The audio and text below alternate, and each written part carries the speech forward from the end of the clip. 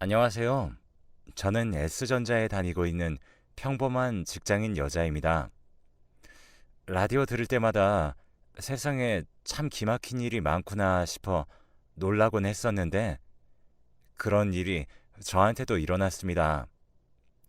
처음에는 주변 사람들이 안쓰러운 눈빛으로 쳐다보는 게 그렇게 불편하고 부담스러웠는데 요즘은 그냥 즐기고 있습니다. 그래도 이 사이다 같은 속사정을 누군가에게 한 번쯤은 말해보고 싶어 이렇게 사연을 보내게 되었어요. 저는 세상에서 가장 믿었던 사람한테 배신당한 여자예요. 여기까지만 들으면 여러분도 저를 불쌍하다고 생각하실지 모르겠지만 제 이야기를 들어보시면 아마 생각이 달라지실 거예요. 저한테는 정말 사랑하는 남자친구가 있었습니다. 친구 소개로 만났는데 첫 만남을 아직도 잊을 수가 없어요. 비가 오던 어느 겨울날 논현역에서 만났는데 에스컬레이터를 타고 출구로 올라가는 그 순간 한 남자가 눈에 들어오더군요. 처음엔 발만, 그 다음엔 허벅지가, 그 다음에 상체가, 또 그 다음엔 얼굴이 보이는 순간 아, 저 남자가 내 운명이구나 싶은 생각이 들었어요. 일 끝나고 바로 달려온 터라 화장도 엉망이고 피곤하기도 해서 그냥 미안하다고 하고 집에 갈까 싶었는데 그 남자를 보자마자 생기가 돌더라고요. 검은 우산 아래 하얀 셔츠와 베이지색 면바지로 깔끔하게 멋을 낸 그 사람에게서 후광이 비치는 듯 했습니다. 저는 입술을 꽉 깨물고 애써 모르는 척 주위를 두리번거렸고 그때 그 사람이 다가왔죠. 혹시 오늘 소개팅? 적당히 낮은 목소리까지 아주 매력적인 그에게 저는 발그레해진 얼굴로 끄덕였습니다. 그게 우리의 첫 만남이었어요. 연애하는 동안 정말 행복했습니다. 한 가지 아쉬운 점이 있다면 휴일을 맞추기가 어렵다는 것 정도? 대학병원에서 외과 레지던트 2년차로 일하고 있던 사람이었는데 1년차 의사가 없어서 굳은 일까지 본인이 다 해야 하는 처지였어요. 그래서 휴일도 거의 없이 일했고 저희 데이트는 주로 병원 근처일 수밖에 없었습니다. 언제든 호출이 오면 달려갈 수 있게 말이죠. 해가 바뀌고 3월이 되면서 그 사람이 3년 차로 올라가고 다행히 1년 차 후배 의사가 들어오면서부터야 우리는 데이트다운 데이트를 할 수 있었어요. 남들처럼 예쁜 카페에도 가보고 맛집도 찾아다니면서 몇 달을 지냈습니다.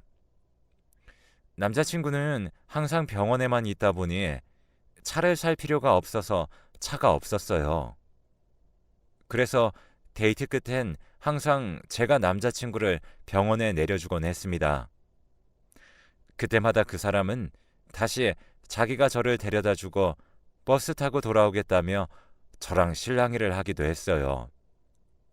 어느 날엔 정말로 제 차를 타고 다시 저희 집에 갔다가 도저히 안 되겠어서 제가 다시 병원까지 남자친구를 태워다 줬다가를 몇 번이나 반복한 날도 있었죠.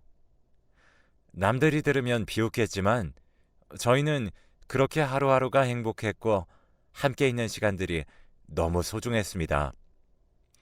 그렇게 짧지도 길지도 않은 8개월이라는 시간이 지나고 연애의 종지부를 찍게 되었죠.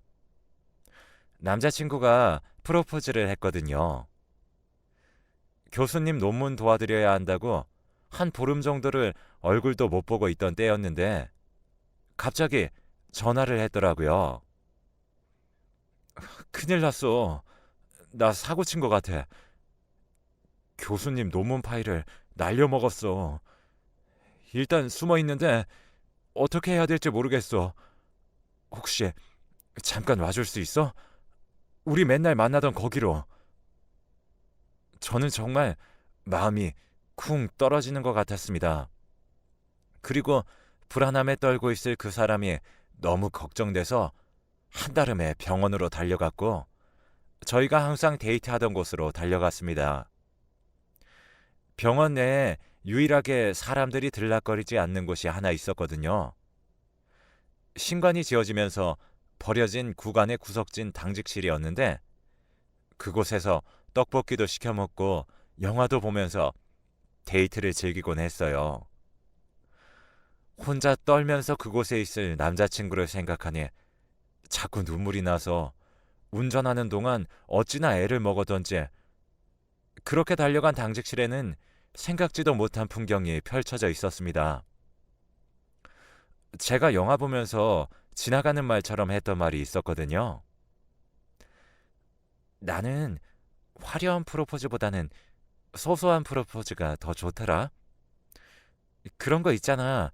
익숙한 곳에서 익숙한 차림으로 그냥 꽃다발 반지 하나로 담백하게 해주는 프로포즈. 나중에 결혼한다면 꼭 그런 프로포즈 받고 싶어.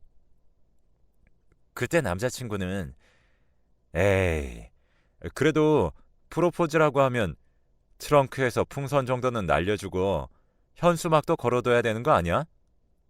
라고 농담하며 키득키득 웃길래 그냥 그렇게 아무것도 아닌 것처럼 흘러가는 말이 되었죠. 아니, 정확하게는 그런 줄 알았어요. 그런데 이 사람은 그 말을 기억하고 있었나 봐요. 당직실에 들어서자마자 향초가 길을 밝히고 있었고 당직실 구석에 버려진 침대 위에 꽃 한 다발과 액세서리 케이스가 놓여져 있었습니다. 그리고 한 구석에서 나타난 남자친구는 저희가 처음 만난 날 입었던 그 옷 그대로 입고 있었어요. 흰 셔츠에 베이지색 면바지에 나랑 결혼해 줄래? 향초 사이에 난 길을 한 걸음 한 걸음 걸으면서 얼마나 울었는지 남자친구가 끼워주는 반지를 받고 품에 안겨 한참 울고 나서 보니 셔츠에 파운데이션이며 마스카라며 덕지덕지 붙어 있더라고요. 그렇게 저희는 결혼을 약속했습니다. 그 후로 일은 순조롭게 진행됐습니다. 상견례를 했고 다행히 집안 반대 같은 건 없이 양가 부모님 모두 저희를 축복해 주셨어요. 병원 근처에 신혼집도 알아보고 혼수도 장만하고 그렇게 정신없이 하루하루가 지나갔죠. 그리고 드디어 청첩장이 나온 뒤 주변 지인들을 찾아다니며 한 분 한 분 인사를 드리고 초대했죠.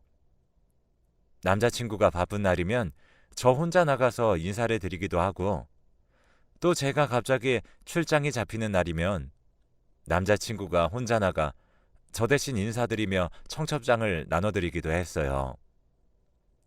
그렇게 하객 초대도 끝나고 드디어 결혼을 하루 앞둔 날 사건이 터지고 말았습니다. 중요한 프로젝트가 있어서 결혼식 바로 전날까지도 일을 해야 하는 상황이었어요. 남자친구 역시 결혼식 전부터 휴가를 내기는 어려운 상황이었고요.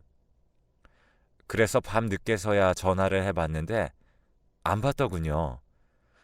응급수술이라도 들어간 건가 싶어 콜백을 기다리고 있었는데 그런 저에게 돌아온 건 짧은 문자 한 통이었습니다. 미안해. 나 이 결혼 못하겠어. 파혼하자.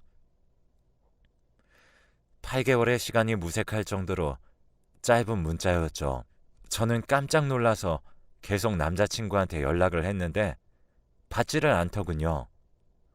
병원으로 달려가 그 사람을 찾아봐도 보이지 않았어요. 입구까지 들어갔었는데 4년차 선생님이 걔 오늘부터 휴가 냈는데요. 재수 씨랑 같이 있는 거 아니었어요? 라고 말하더군요.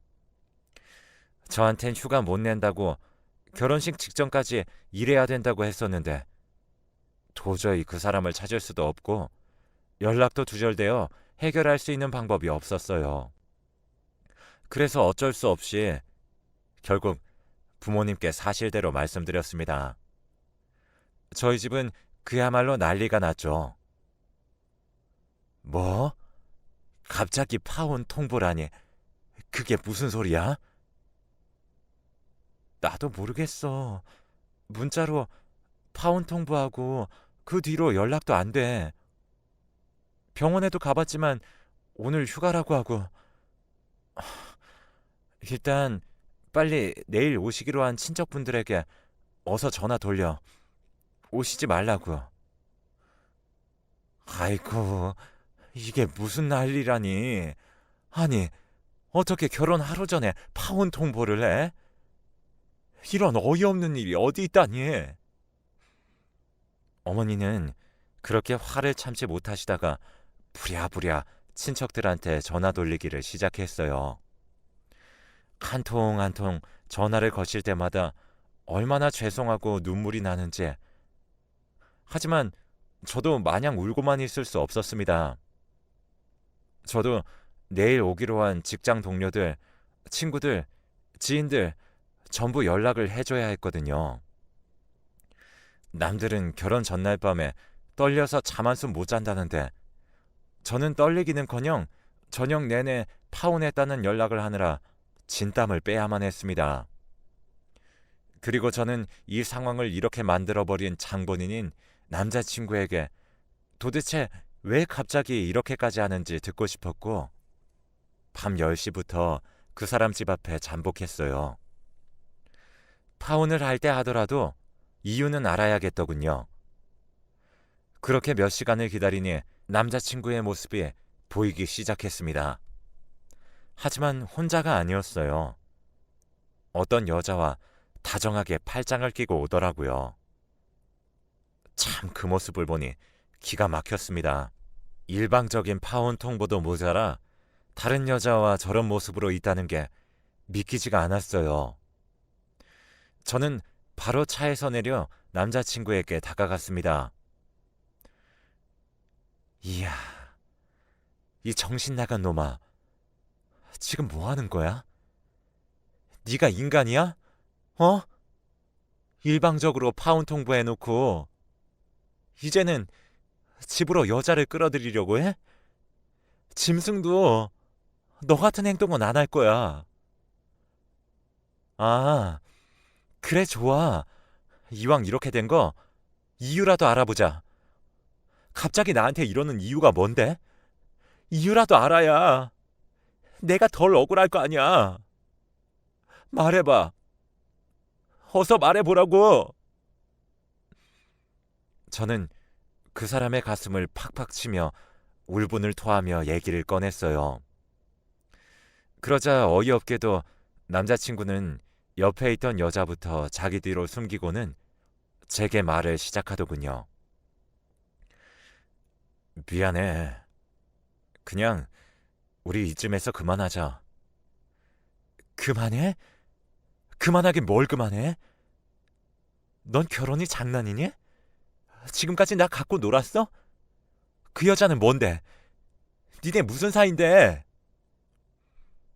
이 사람은 아무 잘못 없어. 다 내 잘못이야. 그니까 이 사람한테는 아무 짓도 하지 마. 기가 막히더군요. 화가 머리끝까지 나서 그 여자 머리채라도 잡으려고 손을 뻗는데 남자친구가 제 손을 턱하고 막았습니다. 이 사람 홀몸 아니야. 제발 그냥 가. 위자료 필요하면 줄게. 결혼 준비하느라 든 돈도 내가 다 줄게. 그니까 제발 우리 여기서 그냥 끝내자. 그러면서 어쩐 일인지 눈물을 흘리더군요. 그제서야 저는 그 여자를 천천히 살펴보기 시작했죠. 그랬더니 처음엔 안 보이던 것들이 보이더라고요. 화려한 차림새, 그리고 어딘가 익숙한 얼굴까지. 그래, 니들 언제부터였는데? 얼마 안 됐어. 3개월 정도. 3개월? 그럼 나한테 프로포즈 했을 때쯤이네? 너 설마 저 여자 임신 사실 알고도 나한테 프로포즈 했니? 아니야. 그런 건 절대 아니야. 진짜야. 믿어줘. 프로포즈한 다음에 생긴 일이야. 손살에 치는 남자친구를 보면서 헛웃음이 났습니다. 내가 겨우 이런 자식이랑 결혼한다고 그렇게 신이 났었다니 정말 자괴감이 들더군요. 그래? 뭐 하는 여잔데? 뭐 어디 술집 여잔가? 그런 거면 내가 한번 봐줄 수도 있고. 말 함부로 하지 마. 술집 여자라니.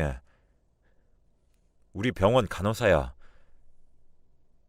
맨날 얼굴 보고 붙어 있다 보니까 그렇게 됐어. 그 여자를 감싸고 도는 남자친구의 모습에 정말 돌아버릴 것 같았습니다. 너 몇 살이니?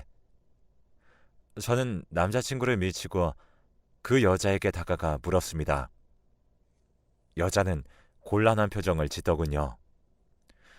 그런데 가까이서 보니 왜 그렇게 그 여자의 얼굴이 저한테 낯이 익었는지 알 수 있었어요. 성형수술로 많이 바뀌긴 했지만 그래도 본판이 어디 가나요? 바로 그 여자는 놀랍게도 저와 같은 학교를 다닌 친구였어요. 친구 중학교 때 얼굴이 아직도 남아있더군요. 중학교 때 별로 친하진 않아서 어울려 다닌 친구는 아니었지만 저 친구는 학교에서도 유명한 아이였기 때문에 쟤는 나를 몰라봐도 저는 저 아이를 단번에 알아볼 수 있었습니다.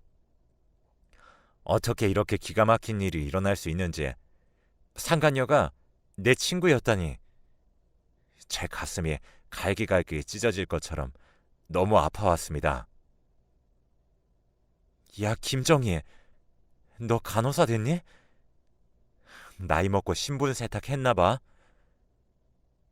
무슨 소리야? 무슨 소리긴. 네가 더 잘할 텐데. 재밌네. 앞으로 재밌겠어. 기대하고 있어.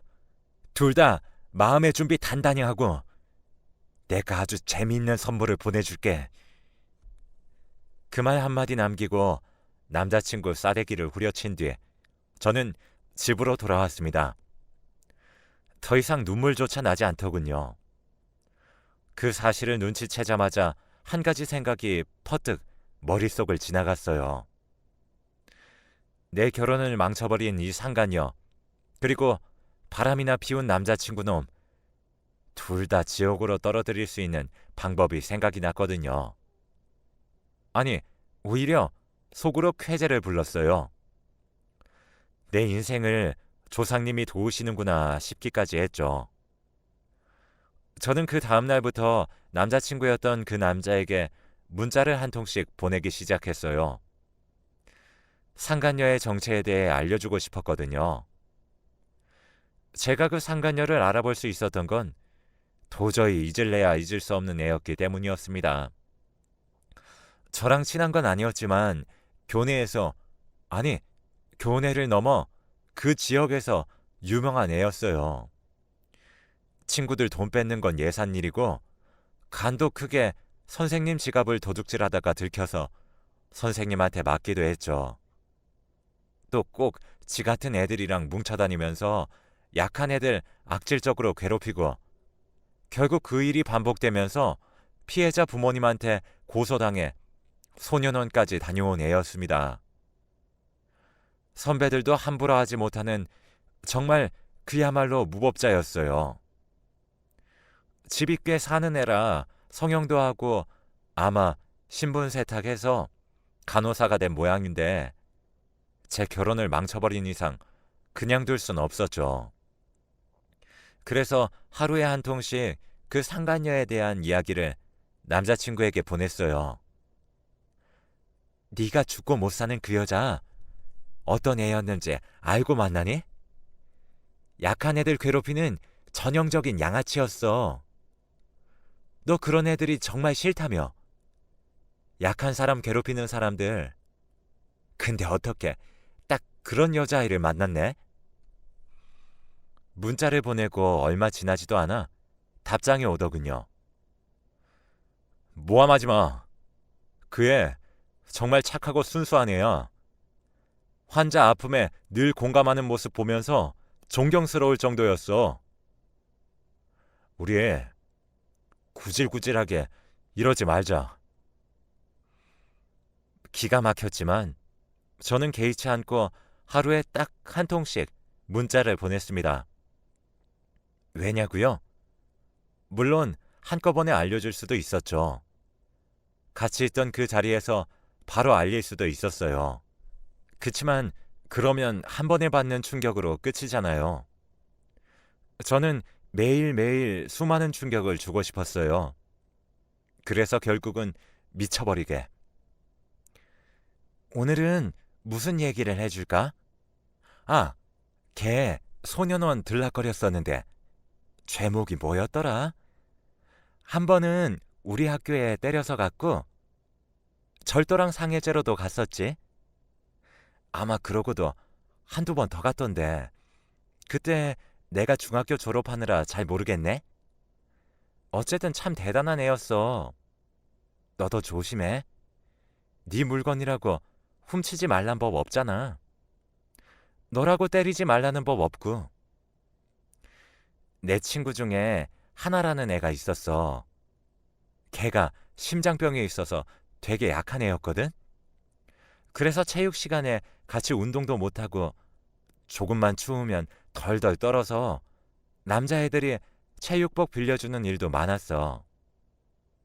근데 정이 걔는 그게 꼴사나웠는지 교실에 에어컨 펑펑 틀고 어느 날은 하나 이끌고 억지로 운동장을 몇 바퀴 나돌더니 결국 하나가 쓰러져서 죽을 뻔한 일로 걔네 엄마한테 뺨 맞고 나서야 하나한테서 손을 떼더라고.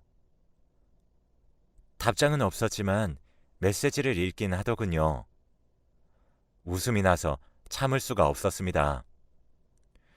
얼마나 속이 뒤집어지고 있을지 안 봐도 뻔했죠. 사람을 워낙 잘 믿는 사람이라 아직까지는 그 상간녀를 믿고 있을지 몰라도 점점 마음이 흔들리고 있었을 거예요. 저는 그렇게 일주일이 넘게 문자를 보내다가 쐐기를 받기 위해서 오랜만에 중학교 동창들한테 연락을 돌렸습니다. 친구들의 증언이라면 안 믿을 수가 없으니까 말이죠. 우리 중학교 때 정이라고 알지? 걔가 어떤 애였는지 기억해? 정이야, 당연히 알지. 쓰레기를 어떻게 읽겠냐? 나도 걔한테 뜯긴 돈이 얼만데. 그럼 혹시 걔가 어떤 애인지 녹음해서 보내줄 수 있어? 들려줄 사람이 있어서. 오랜만에 전화해서 미안해. 이런 부탁이나 하고. 아니야. 뭐 그게 어렵나? 금방 보내줄게. 고마워. 조만간 만나자. 내가 밥 살게. 그렇게 몇몇 친구들한테 연락을 돌렸고 모든 친구들이 그 상간녀의 정체에 대해 녹음해서 보내줬습니다. 제가 아는 사실도 있고 모르는 사실도 있고 녹음한 걸 들어보니 정말 가관도 아니었죠. 정이 걔 진짜 악질 중에 악질이었어. 그 애 때문에 아직도 비가 오면 턱뼈가 시려. 싸대기를 하도 맞아서. 돈 안 갖고 온다고 사람을 얼마나 쥐잡듯이 패던지. 그리고 우리 옆집 살던 소연이 있잖아. 걔는 아예 학원비를 통째로 갖다 바치던데. 걔 나중에 학원비 빼돌린 거 엄마한테 들켜가지고 집에서 쫓겨나고 경찰 오고 진짜 장난 아니었어. 근데 그 와중에도 정이 걔가 얼마나 무서운지 사실대로 얘기를 안 하더라. 그냥 지가 다 썼다고 하더라고. 정이 걔 계속 유급되다가 중학교 졸업도 못하고 유학 갔다던데 요즘은 어떻게 사는지 모르겠네.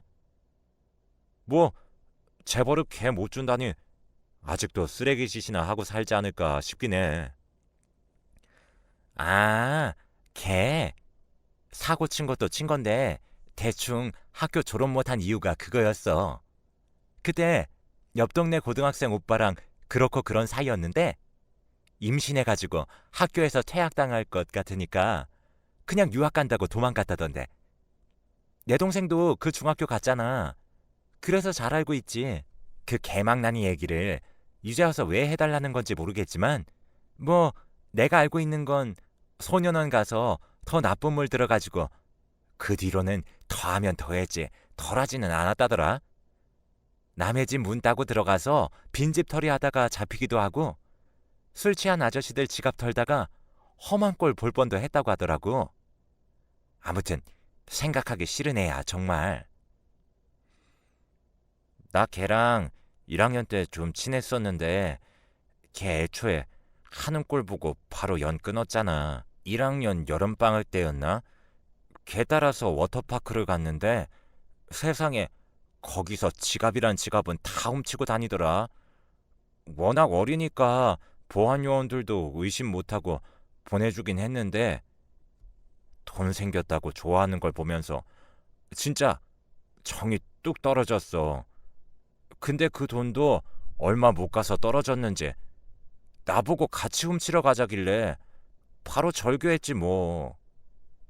걔네 엄마한테 슬쩍 말해본 적도 있는데 무슨 부모가 자식이 나쁜 짓 하는 거 알면서도 관심도 없더라고. 그래서 이건 진짜 아니다 싶었지. 저는 그 녹음본과 함께 졸업 앨범에서 상간녀 졸업 사진을 찾아 함께 보내주었습니다. 일주일이 넘는 시간 동안 제 메시지에 답장도 안 하던 남자가 그 모든 걸 보내주고 나니 하루 만에 저희 집에 찾아와 무릎을 꿇더군요. 미안해. 진짜 미안해. 그런 애인지 몰랐어. 한 번만 용서해줘. 우리 다시 합치자. 어머님, 아버님, 죄송합니다. 제가 정말 죽을 죄를 지었습니다. 평생 제 여자 하나 바라보고 죽은 듯이 살겠습니다. 한 번만 용서해 주세요. 엄마 아빠는 얼떨떨한 표정으로 그런 그를 바라보고 계셨어요. 저한테 모든 사정을 들은 아빠가 한마디 하시더군요. 네 여자가 누군데? 그 상간녀? 아이고, 그래. 둘이 행복하게 잘 살아라. 까짓 거 내가 축복해 준다. 뭐 결혼식에 가서 축하라도 해줘? 남자친구는 허탈한 표정으로 아버지를 올려다봤습니다. 저는 터져나오는 웃음을 겨우 참으며 그 사람을 질질 끌고 집 밖으로 나갔어요. 집 앞에서도 그 사람의 무릎은 펴질 줄을 몰랐습니다. 사람들이 보든 말든 정말 열심히 꿇고 있더군요. 제발 나 한 번만 용서해줘. 내가 진짜 잘할게. 용서 같은 소리하고 앉아있네. 너는 그냥 가서 그 착하고 순수한 아내 되실 분이랑 백년해로나 하세요. 살다 보면 또 다 사라지겠지. 그때 보니까 걔 차림이 범상치 않던데. 아마 네 월급은 걔 똥구멍에 다 들어가지 싶다. 잘 살아봐. 응원할게. 파이팅! 넌 할 수 있어. 저는 그 말과 함께 그 사람을 발로 뻥 차버렸습니다. 바닥에 나 뒹구는 모습을 보니 정말 속이 시원하더군요. 그 모습을 온 동네 주민들이 보고 있어서 그 뒤로 한참이나 사람들 입방아에는 제 이름이 오르내렸지만 뭐 어떤가요? 속 시원하게 복수도 했고 그 둘은 앞으로 함께 한다는 것 자체가 지옥일 텐데 말이에요. 그만한 복수가 없죠. 그 뒤로 그 사람이 계속 연락을 하긴 하는데 제가 안 받고 있어요. 대신 간간히 들려오는 그 사람 소식은 흥미롭게 전해 듣고 있습니다. 그 사람 후배였던 1년차 선생님이랑 제가 좀 많이 친했는데 제 정보통 같은 역할을 자처해서 해주더라고요. 병원에서 그 사람이 상간녀랑 바람 피워서 저랑 파혼했다는 사실이 소문이 나면서 둘 다 병원 생활하기가 아주 어려워졌다고 하더라고요. 상간녀는 결국 병원을 그만뒀고 한때나마 제 남자친구였던 그놈은 왕따 당하면서 지낸다고 합니다. 교수님들도 그 사람을 피하기 시작해서 논문이며 수술이며 어디 하나 발붙일 곳이 없다고 하네요. 외과 의사가 수술방 못 들어가고 논문의 공동저자로 이름도 못 올리면 그게 무슨 의사인가요? 그래도 전공의 4년은 채우려고 아득바득 버티나 본데 얼마나 버틸 수 있을지 모르겠습니다. 그리고 상간녀는 의사 사모님 자리를 도저히 포기할 수가 없는지 어떻게든 그 사람의 옆에 붙어 있나 보더라고요. 그 사람도 뱃속에 자기 애가 있으니 이러지도 저러지도 못하고 폐인처럼 생활한다고 합니다. 벌써 명품 유모차를 몇 대나 샀다느니 아기 침대를 프랑스에서 주문했다느니 하는 얘기를 떠들고 다닌다는데 뭐 그게 지 돈일 린 없고 다 그 사람 돈이겠죠. 자기 자식 가진 여자가 하필 그런 여자라니 그 사람 인생도 어찌 보면 참 불쌍하다 싶네요. 뭐 그렇다고 해서 다시 만나줄 생각은 티스푼만큼도 없습니다. 사람은 다 짝이 있는 거죠. 그리고 그 사람은 제 짝이 아니었던 거고요. 그동안 할아버지 제사 꼬박꼬박 잘 지내고 성묘 잘 다녀온 보람이 이제야 있는 것 같아요. 우리 할아버지가 손녀 고생하지 말라고 그런 놈 미리 걸러주신 것 같아요. 조만간 성묘 한 번 더 다녀와야겠어요. 저는 혼인빙자 사기죄로 그 남자에게 위자료 청구 소송을 제기한 상태예요. 결과가 어떻게 나올진 잘 모르겠지만 변호사님 예상으로는 그래도 가능성은 꽤 많다고 하더라고요. 위자료 받으면 그걸로 중학교 동창들한테 비싼 밥이나 한턱 내려고요. 그리고 남은 돈으로는 여행이나 다녀볼까 싶어요. 저희 회사에서는 자세한 사정을 모르니까 자꾸 저보고 괜찮냐고 묻기도 하고 휴가 들어가도 된다고 등 떠밀기도 하는데 저는 아주 잘 지내고 있습니다. 벌써부터 소개팅 해준다는 사람들도 많고요. 그래도 결혼까지 계획했던 전 남친이랑 아직 정리할 일이 남았는데 벌써 누굴 만나는 건 그 사람한텐 예의가 아닌 것 같아서 일단 소송 끝날 때까지는 잠자코 있으려고 해요. 혼수며 스드메, 식장 예약까지 다 제 카드로 일단 결제했던 터라 뭘 가져가네 마네 돌려달라 말라 하면서 싸울 일은 없었어요. 그냥 제가 쓴 내역을 쫙 뽑아다가 변호사님 갖다 드렸더니 알아서 해주시더라고요. 그 사람 소개시켜준 친구는 여전히 저한테 미안해하고 연락도 잘 못하지만 오히려 제가 괜찮다면서 먼저 연락하고 챙겨주고 있어요. 똥 한번 밟았다 치는 거죠 뭐. 인생이 계획대로만 순탄하게 흘러가면 얼마나 재미가 없겠어요. 잠깐의 변수치고는 좀 크기는 했지만 그 변수가 제 인생을 통째로 바꿔버리지는 못할 거예요. 저는 정말로 그 사람을 잊었고 이제 청산할 것만 청산하면 더 이상 얼굴 볼 일도 없는 사이니까요. 미련도 없고 서운함도 이제 없습니다. 지 팔자 지가 꼰 거죠. 뭐 요즘은 이런 걸 두고 지팔지꼰이라고 한다죠? 두 사람 결혼한다고 하면 화환이라도 하나 보내줄까 싶을 정도로 저는 감정을 추스르고 잘 지내고 있습니다. 둘이 함께하는 동안 얼마나 지옥 같을지 생각만 해도 신나네요. 요즘 애 키우는데 돈이 좀 많이 드는 것도 아니고 아마 평생 노예처럼 일만 하다가 늙어 죽지 않을까 싶어요. 상간녀는 배가 점점 불러올 테고 제 남자친구였던 그놈은 우유부단해서 이러지도 저러지도 못하고 있을 테니 이러다가 결혼식도 못 올려보고 두 사람 다 그냥 애엄마, 애아빠로 살지도 모르겠네요. 때로는 잘못된 기차가 나를 목적지로 데려다 준다는 말이 있잖아요. 그것처럼 예상치 못했던 위기가 나를 성장시켜주기도 하는 것 같아요. 여러분도 살다가 혹시 이런 기막힌 일이 생기면, 그래서 내 인생이 정말 끝났다 싶으시면 저를 떠올려 보셨으면 좋겠어요. 결혼식 하루 전에 일방적으로 파혼당하고도 이렇게 잘 사는 저를 떠올리며 기운 얻으셨으면 좋겠습니다. 사람은 결국 끼리끼리 만나는 거고 모든 일은 자업자득인 거 아니겠어요? 누군가 여러분에게 상처를 준다면, 불행하게 한다면 그 사람은 몇 배로 불행해질 겁니다. 그리고 누군가에게 더 큰 상처를 받겠죠. 시련에 무너지지 마시고 오늘도 부디 기운차게 행복한 하루를 보내셨으면 좋겠습니다. 지금까지 긴 이야기 들어주셔서 감사합니다.